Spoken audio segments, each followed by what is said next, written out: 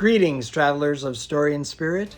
You've tuned in to the very first transmission of the Adventurer's Dispatch, your gateway to the living worlds of imagination. I'm your host, Stephen, an intrepid LARPer filtering out the news of the week, the open LARP registrations, the new rules and interesting quirks regarding specific LARPs, and some of the waitlist still accepting submissions. Any of the associated links to the news I talk about will be found below in the video description. And as we move through the video, let me know in the comments section if you have any suggestions while you're watching or at the end of the video. Now, wherever you're listening from, a quiet firelit study, a distant outpost, or the passenger deck of a star cruiser, welcome. But since this is the first video, we're going to do something a little different. Tonight, we begin at the beginning.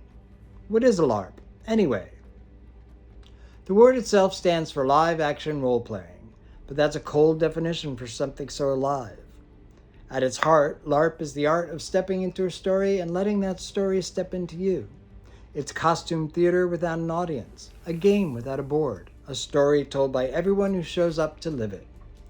Imagine this. You're standing in a forest at twilight. Lanterns glow between the trees. A figure approaches. They draw a letter from a satchel and whisper, "We've been waiting for you." In that moment, you're not yourself. You're the hero, the spy, the diplomat, the dreamer. That's LARP. The roots of LARP stretch back decades, from tabletop role-playing like Dungeons and Dragons to historical reenactments, to the great improv traditions of theater. Someone, somewhere, said, what if we didn't just roll the dice? What if we actually stood up and played it out? From that question grew thousands of worlds, and within those worlds, many types of LARP were born, each with its own philosophy, flavor, and heartbeat. There are the Nordic LARPs, experimental, emotional, sometimes abstract. Here, story is an art form.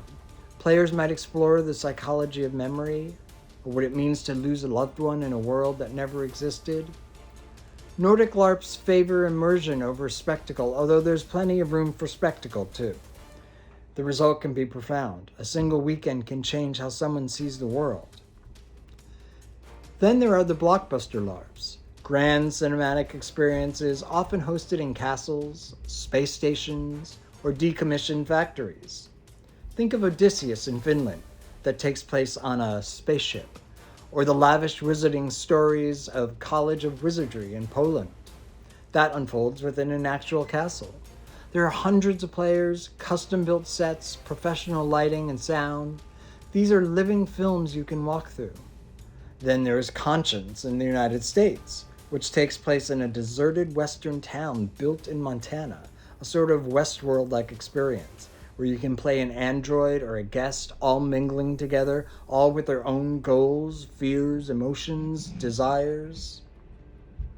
Closer to home, Parlor LARPs or Salon LARPs take place in intimate spaces, living rooms, small halls, Blackbox theaters. They're built around dialogue and social intrigue, often exploring relationships, politics, or moral dilemmas. One moment you're a noble at a Regency ball, the next a scientist deciding the fate of a dying world. And of course there are the campaign LARPs, the long-haul epics that unfold over years. Here, characters grow older, alliances shift, and stories evolve across time. These are the living novels of the LARP world. Games like Twin Mask, Dystopia Rising, or Empire UK. They're all legends in their own right. There's also a thriving creative current running through Italy, where the Chaos League creates games that blend cinematic story, design, and social reflection. Titles like Eclipse, Bunker 101, and Miskatonic University are masterpieces of mood and meaning, mixing high production values with deeply human themes. They remind us that LARP can be entertainment, but it also can be art. And that's not all.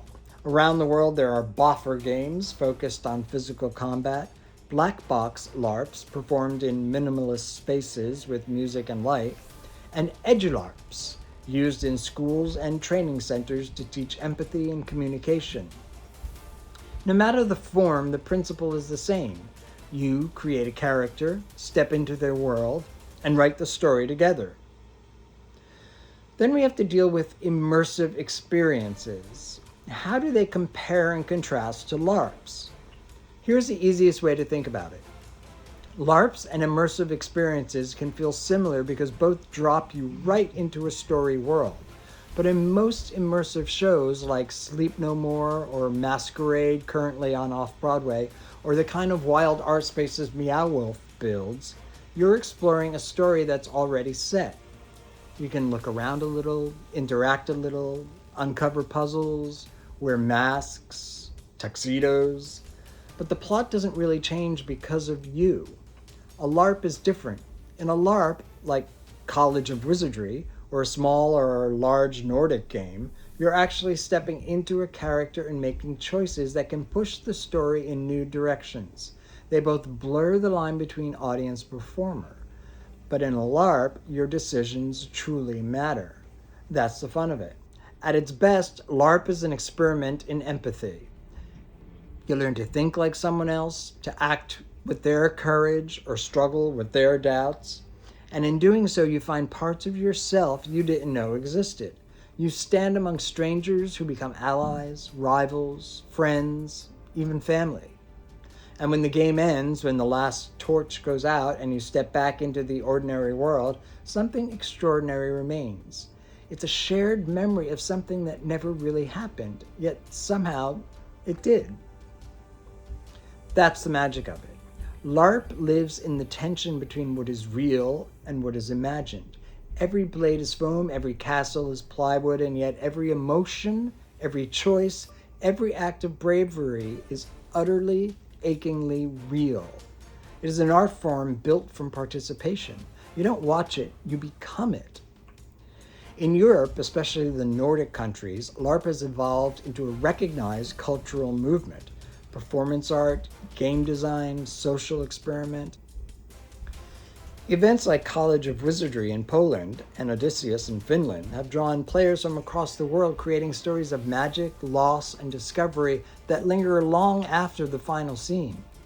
In the US, community-driven campaigns like Dystopia Rising and Twin Mask offer entire worlds where hundreds of players continue their stories year after year. And it's not all about grand production values. LARPs can also be deeply personal. There are small games about grief, identity, and love. Games that take place in a single room with no props, but words and trust.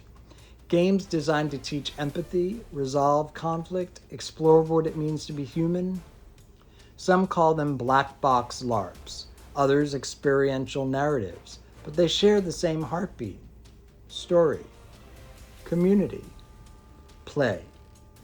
So when someone asks, what is a LARP? The truest answer might be, it's a world you built together for a little while to discover what matters most when you return home.